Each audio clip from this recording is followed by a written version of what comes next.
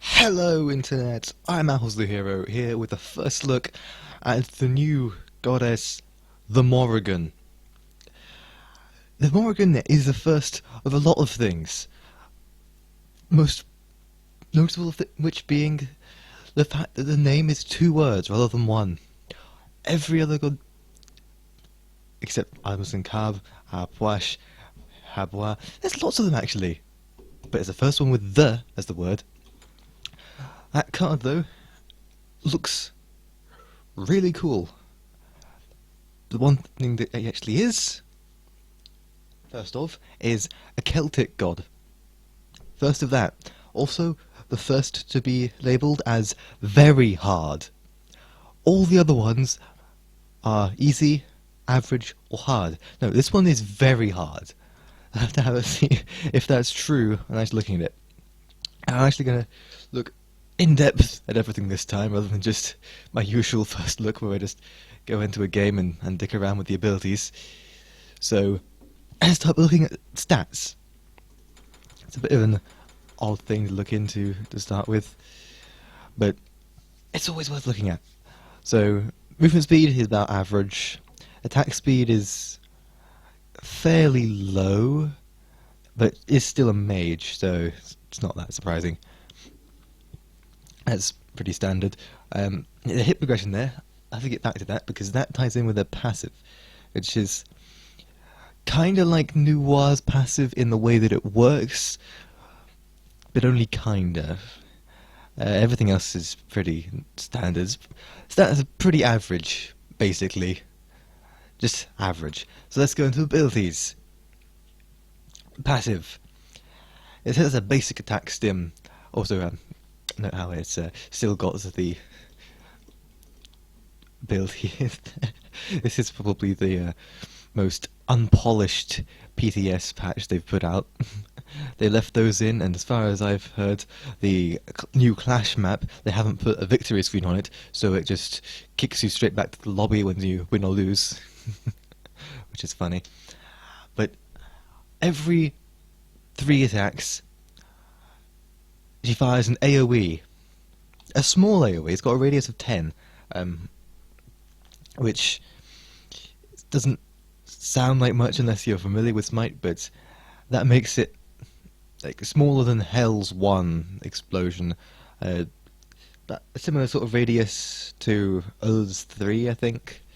Ullr's 3 might be a bit bigger actually, Ullr's 3 is actually fairly large. But yeah, it's a tiny, tiny radius, so it'll only explode and hit other gods if they're right next to them, really. But the thing it does is this.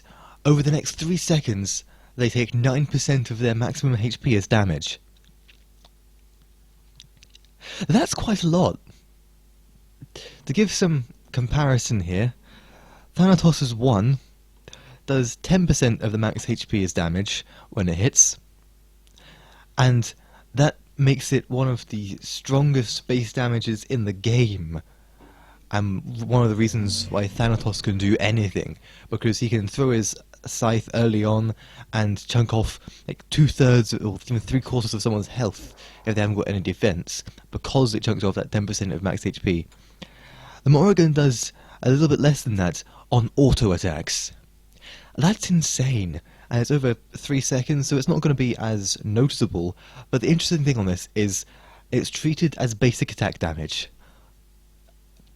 I don't know what that will really mean. I don't know whether that means it'll proc on hit effects every one of those 3 seconds or something, because that would be kind of dumb.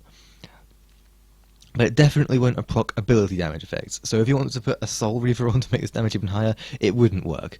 It would work on the other abilities, just not this one. So, second ability, well, first ability is not, that's not a passive. First active ability, yeah, that's it. So, this is a really close range attack. Well, not really close range, but it's an inverse cone shape. It takes a little while to charge up, and then it does a decent chunk of damage. Pretty standard damaging ability sort of damage for a mage. That's right, the Morrigan is a mage. Just want to get that out there now. That's why I made the reference to Noir. And also there's a 1 second stun. Of course, it's one of those 1 second stuns where it's kind of like Zhonghui's stun. Unless you've got the extra effect on it, it's just not really noticeable for combos, it's just good for interrupting. And of course you got to get right up to them, just like Zhonghui's 1. But, not 1, that's not his 1, it's this 3. But it does more damage though, I'm pretty sure. I have to check now, don't I? It's 3... yeah, it's quite a bit more damage. It's also the main damage in a kit, but it's not the most useful in a kit. This kit is very high utility. As much as they said high area damage, no, this is a high utility god. In a second ability, it starts to become more apparent. It's a projectile, has decent range, goes through enemies. I'm pretty sure it does bonus damage to minions. It's great wave clear then. But that's only so it doesn't do as much damage to gods, because this is not a main damaging ability. This applies an omen, and that omen causes them for next 8 seconds to take extra damage. Yeah.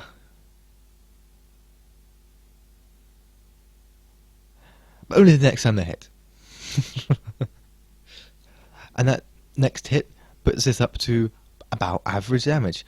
The way they showed this in the patch, the god reveal, made it look like this would be kind of like Emir's passive, where you hit them with this and then they take extra damage from everything.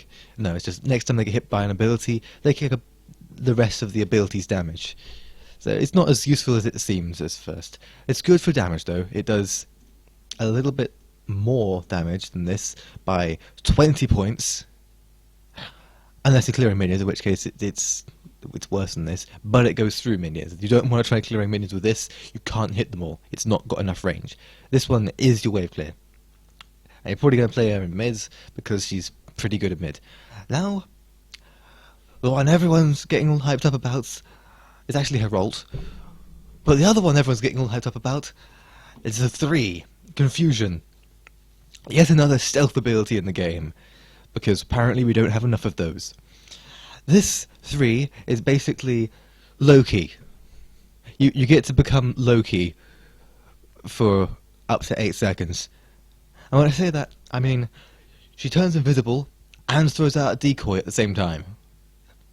And when I say at the same time, as in it would look like the decoy is the Morrigan running off. Assuming they don't put it off in a weird direction, and assuming you're not paying that much attention. But you don't really want to be doing that, because if you're taking any tick damage or any sort of damage at all, even probably minions, like Izanami's stealth, and they're probably going to patch that out unless they've already fixed it, you get revealed from your stealth. I don't know why they would put this on every stealth apart from Loki's, making Loki's stealth overpowered compared to every other stealth in the game.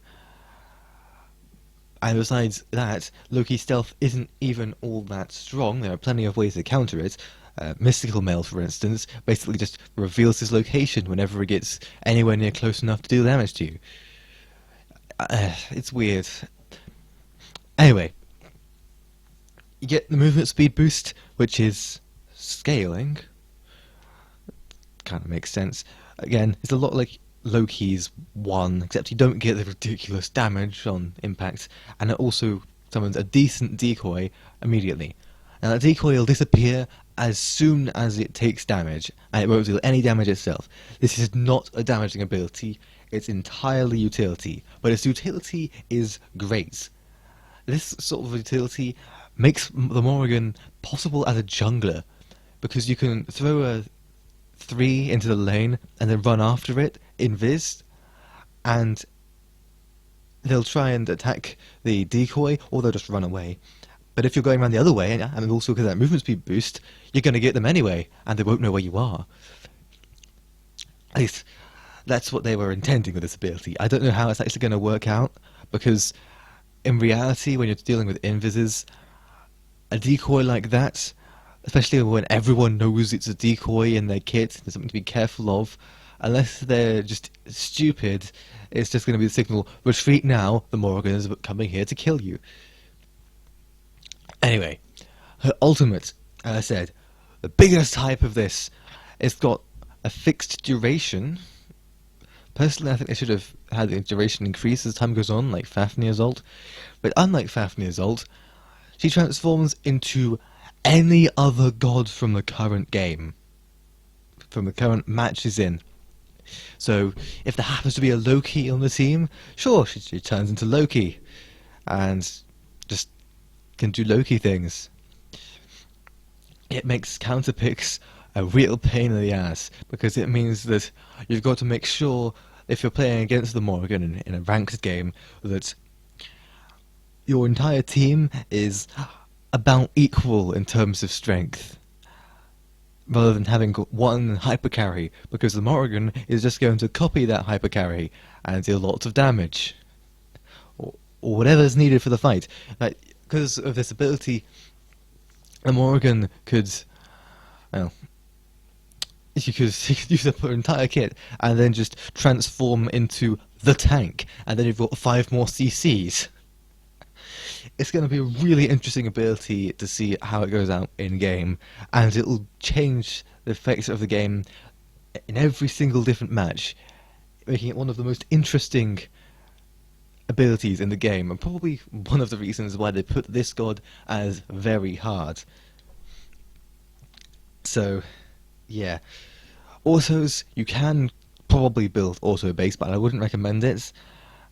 Mostly you just want to build attack speed, so you can get this off as much as possible if you want to do that. Especially since her ability damage is pretty limited. She only has 2 damaging abilities, which is probably why that passive does so much damage. And those 2 abilities do, well, together, not as much as a decent mage's ultimate. Let's calculate that properly. Okay, so we've got 160% scaling with the 2 abilities combined, and 620 base damage. Let's have a look at who can one-shot with Null. Let's look at Kukul Khan. Where is he? I've unlocked him, haven't I? What am I doing? Can't see him. Bit awkward. Very awkward. There he is. Kukul Khan. Let's look at his ultimate. Yeah, 800 base. So the base damage is a lot lower than an ult, but the scaling is a lot higher, making a Morrigan really potent mid to late game. And if you've got a Morrigan on your team, you will want to get them fed, because the Morrigan can fill any role in a fight. So if the Morrigan's fed, you've got basically any role you need in a fight as your most fed character, your most fed god. Which means if you've got Morrigan on your team, you might want to have a second magical damage. Make sure you've got an Ao Kuang on your team or something, because the Morrigan won't always change into a mage, making your team comp in terms of physical and magical unbalanced for 10 seconds. Which, if you keep on doing, will mean that your tank might just, the enemy team's tank will just build a lot of physical defense to allow for that. Of course, you could just change that up by not using it, or using it to turn into the enemy team's mage, which will do more damage. And that is where most of the damage from the Morrigan comes from. This ult, well, it doesn't actually say about items, which is weird.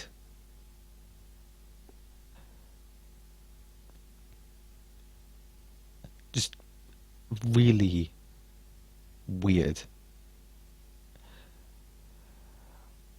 Because the items are really, really important. It just says about relics and the fact that you can't use consumables. But what about items? It copies all their current stats.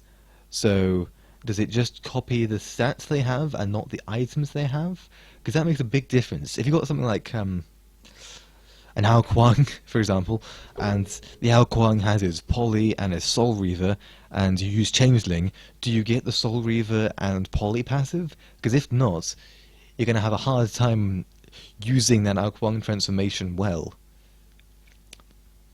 Shall I have to see about that? Be a bit difficult to do since it's just me in here, but Someone else has probably worked it out already. So go and ask someone else if you want. Lastly, skins. This will be the first got released for a while at least that is released with 3 skins. It is probably something to do with the lore, because the lore is basically she is the fusion of 3 different goddesses of serenity, war, and death. Yeah, the skins look alright actually. This is the recolor skin, I'm assuming. Yeah, and this is a really weird thing to release straight away because it's not a recolor and it doesn't use the original voice pack. So on the release, this god's going to have a different voice pack on her. I don't know what they're planning with this. Maybe they won't actually release this at the time of her release. They might wait till the next pack before releasing this skin. I'm not sure. But this skin is actually not that interesting. And there's not much change to the voice pack. Follow me. Attack. It's basically the same sort of voice pack. Enemies incoming. But without that weird effect on it. Right. Which probably makes it more useful in game because it's easier to understand. Do not worry. Ultimate is down. But anyway, with that, I'm going to make up a custom Clash game because it's a new Clash map and see what this goes like in game. Against bots, of course. Yes, you can hate me for it. I frankly don't give a damn. Let's go. Far, but this fight will be well worth the trip.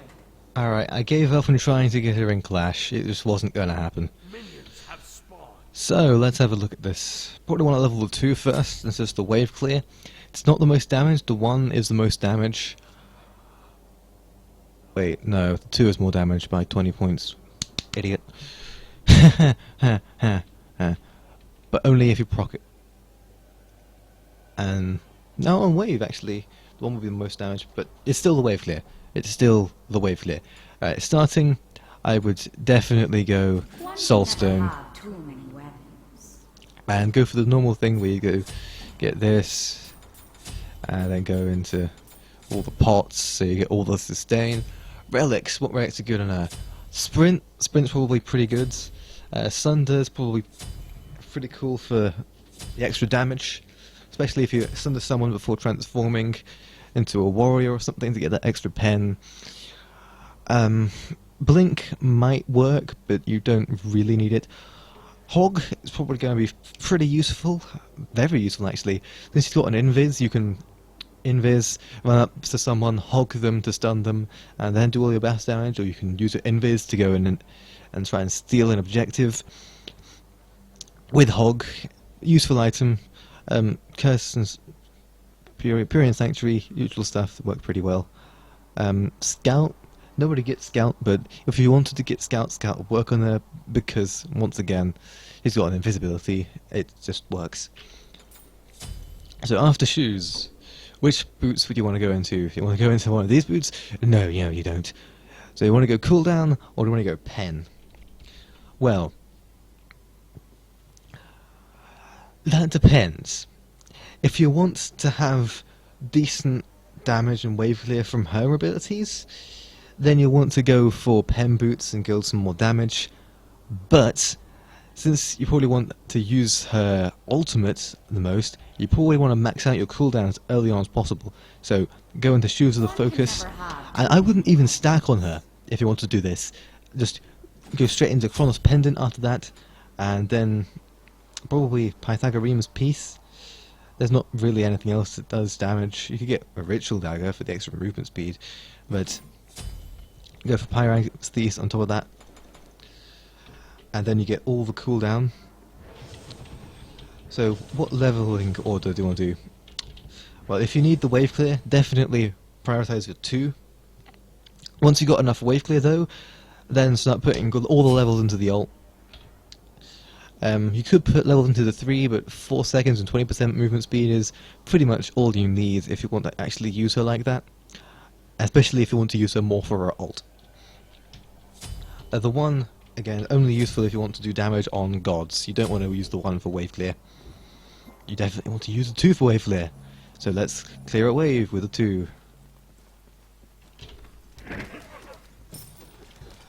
That's pretty mediocre wave clear, to be honest. But We gaze ahead in time. it's got a really short cooldown. Oh yeah, this.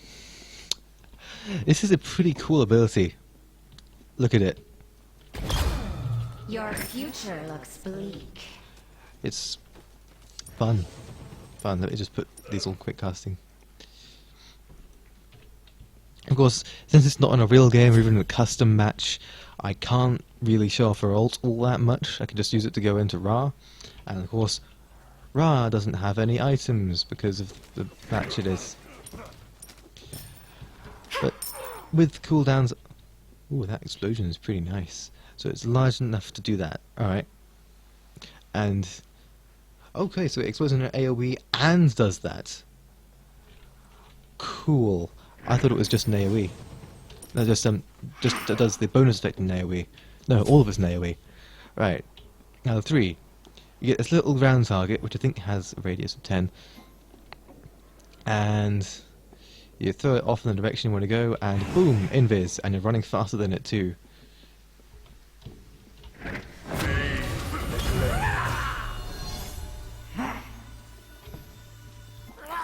Yeah. The passive killed him. Yeah, to be honest, if you want to go on a sort of troll build, since her base damage isn't that bad, really, I'd probably go these, get all that cooldown, get Obsidian Shard, and then throw in a Fatalis, because why not? And of course we've got to finish up with the Brother Hootie. Let's get her to level 20. I'll get that movement speed. Huh. Interesting.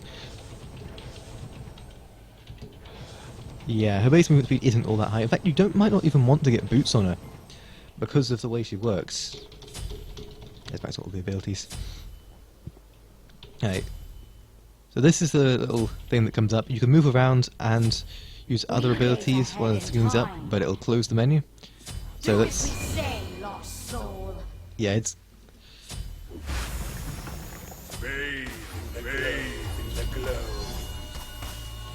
It put it on...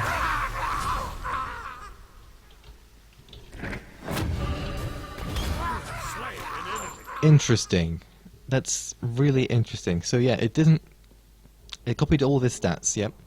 But again, he's not got any items. Of course, if you have the Vitalis, you get the extra hits pretty quickly. And look, 10% of health over 3 seconds. Look at all those 13s that are popping up now. Imagine that with even more attack speed. In fact, you don't have to. I can just sell all these items and get all that attack speed. Let's get a frenzy, because why not? Let's max out our attack speed. I want to see what it looks like. I also want to see what the damage is like. Attack speed. There you go, all the attack speed. Your future looks bleak. Let's reset cooldowns. I think it's this one. No, which one's reset cooldowns? Is it this one? Is this one reset cooldowns? That one's reset cooldowns. Huh? I've got a Ra on my team now? What? We gaze ahead in time. Huh? Oh yeah. Look at all this damage, yeah. I've got like no power. I'm relying entirely on that passive. So if you want to kill someone with the passive there, the passive is probably affected by defenses. Let's check that out actually. Is the passive affected by defenses? Odin's fairly tanky. So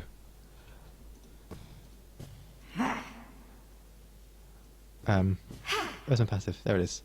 It was doing 14 damage every single second there. Oh, it did reduce down to 12, so Um,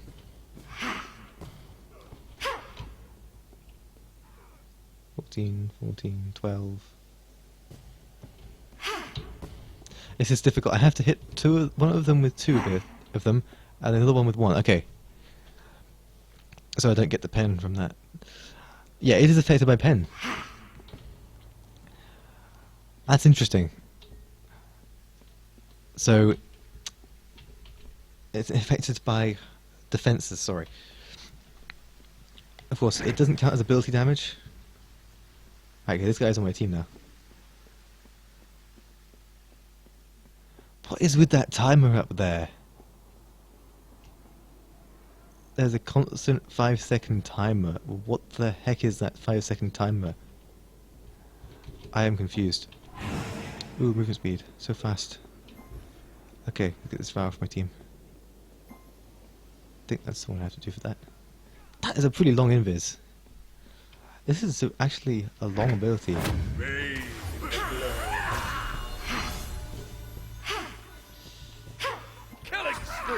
You know, it's actually pretty good for taking out things, but it only works on gods, right? It doesn't only work on gods. Does it work on the Gold Fury and the Fire Giant then? Let's find out. Oh yeah, there. It's immune to the effect. Your future is bleak. Your time has come. Alright, that's fair enough, I guess. Let's go to the Fire Giant. Okay, the range you can put this at is actually pretty impressive. You can put it at max range, like all the way over there. You cannot comprehend us. And it goes all the way there. So the numbers you're seeing there. The 62 is the base attack damage. The 21 is the Telkine's Ring passive. And the immunes are it immuning the passive. Okay, so the Fire Giant will still hit you if you go invis. Pretty sure Yoda knew that. So, if you buy every attack speed item, you can only get your attack speed up to 2.09 at max level. That's how many autos do you have to land. I mean, if you assume that, well, actually looking at the damage here,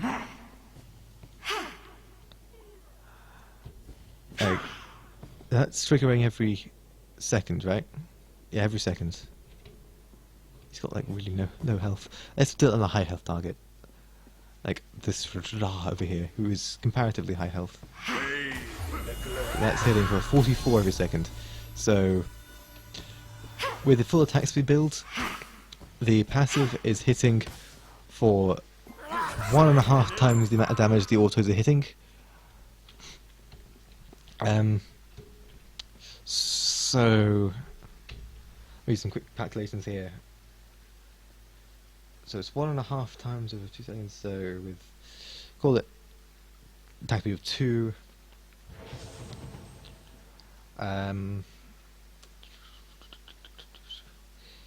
It'll take about 18 hits. 1, 2, 3, 4, 5, 6, 7, 8, 9, 10, 11, 12. 12 hits. Your future. Yep, 12 hits, sorry. Yes, 1, 2, 3, 4, 5, 6, 7, 8, 9, 10, 11, 12.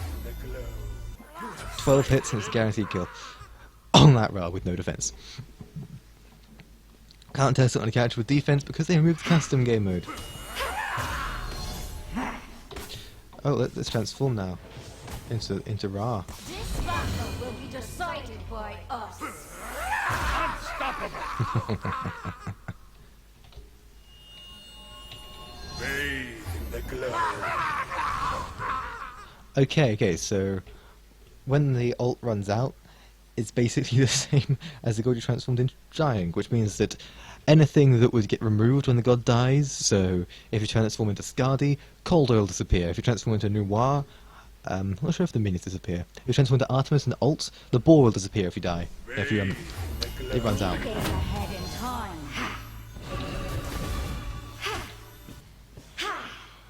It'd be nice if there was an extra effect on the one. There is, it's the stun. What am I talking about?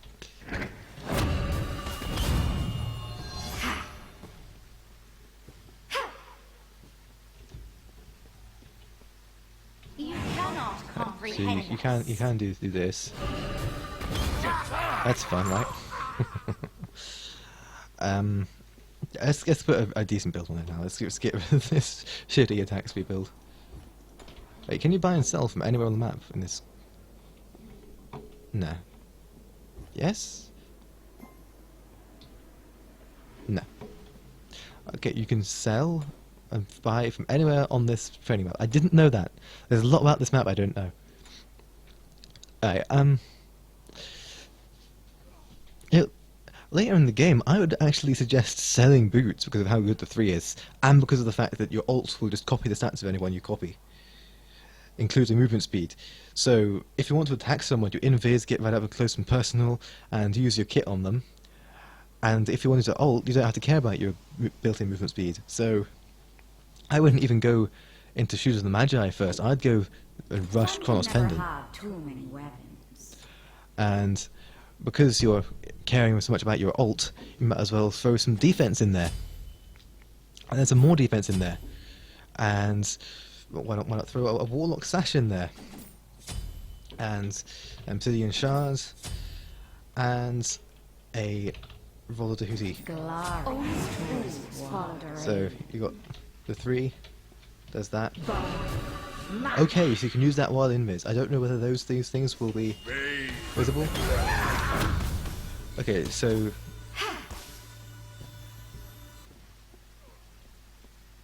Your future looks bleak. alright.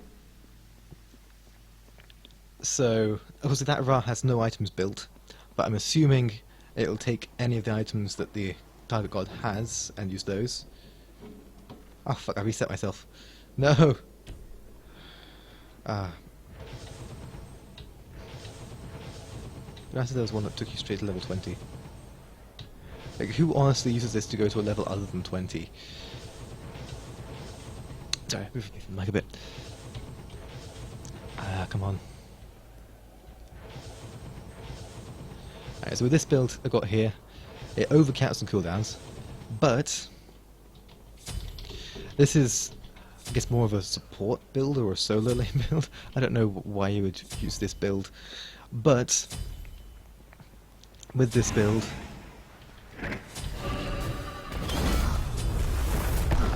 you get to do pretty mediocre damage, of course.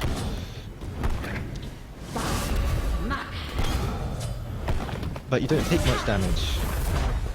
In fact, damage isn't all that bad, considering that this is the Fire Giant.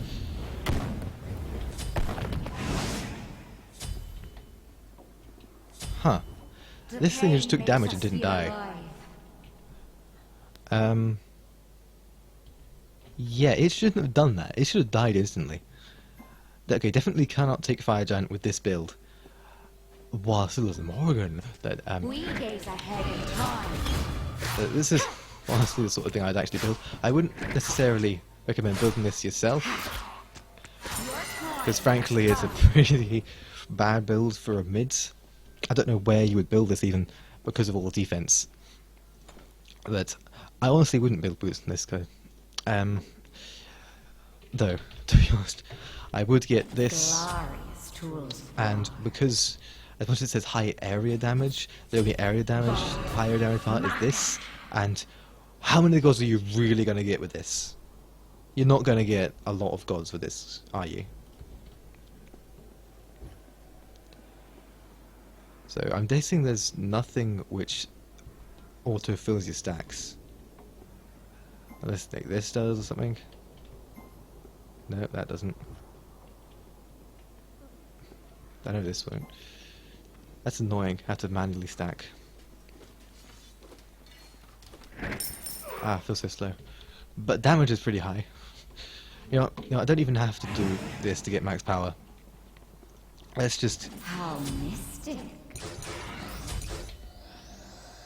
go and get this, and the damage buff, and get max power. Then see if it's possible to take the fire giant with their damage then.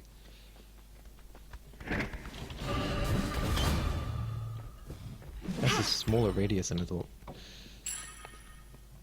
Okay, so her passive works on minions, but not on the fire giant or gold fury.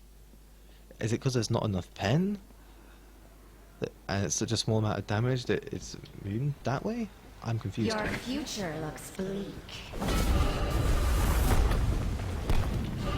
Okay, so getting hit by a CC will interrupt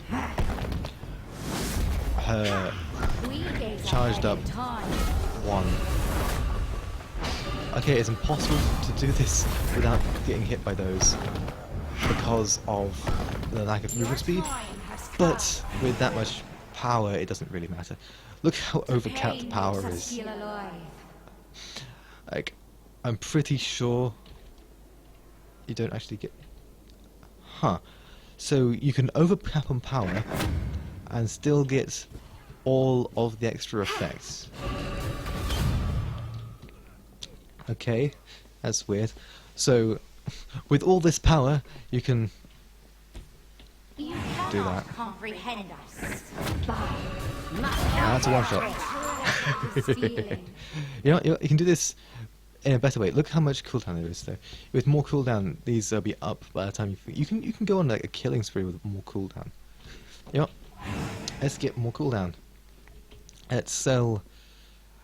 Let's see how much damage it is without Soul Reaver and gets like a breastplate of valor or something. In order to get They max won't cooldown. lay a hand on us. So with the range on this, you can do that, and do that, and that. Yep, that is a one-shot. And with the cooldowns, like, Only fools follow the lead. that's another one-shot. I don't know how much that will be against something with defenses, though. Breathe the glow. This feeling. Oh, this damage is quite a lot. Hooray for overcapping. His hold did nothing. Hey, for autos. Oh wait, I was too Your slow? future looks bleak. Hey, what about with the Sunder? Breathe. We gaze ahead in time. My Sunder was too slow? Oh right, it's not an intercasting, is it? Your future looks bleak. Ah. Okay, so I'm always confused by how short that timer is. But sure, let's get a pentakill out of just one Ra. Hey, fuck, I missed it. Okay, that stun's alright. You can definitely get extra. Feeling. Bloody hell. Let's transform into Ra. The heat bears down upon me. Bathe the glow. It's definitely enough to. Not enough to kill, because he's so weak. Your future looks bleak.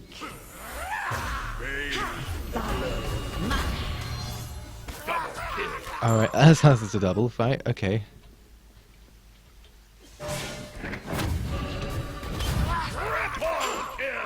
Oh shit, my power's been reduced. I run out of my pots.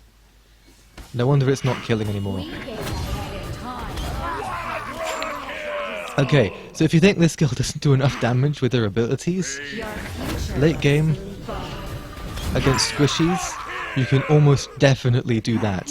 And with the invis too, Comprehend us. you can probably get pentas without even using your ult.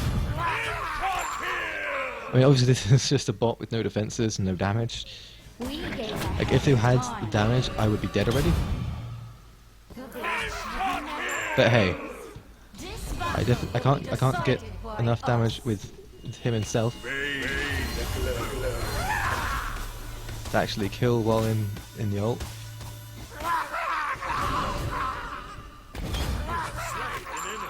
It's a really interesting CC though, to give a 1 second stun to an ability like that.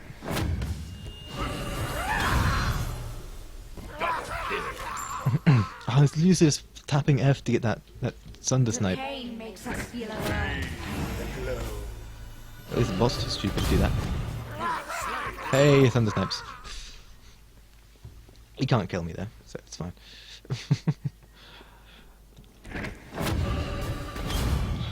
So yeah, that's a lot of damage.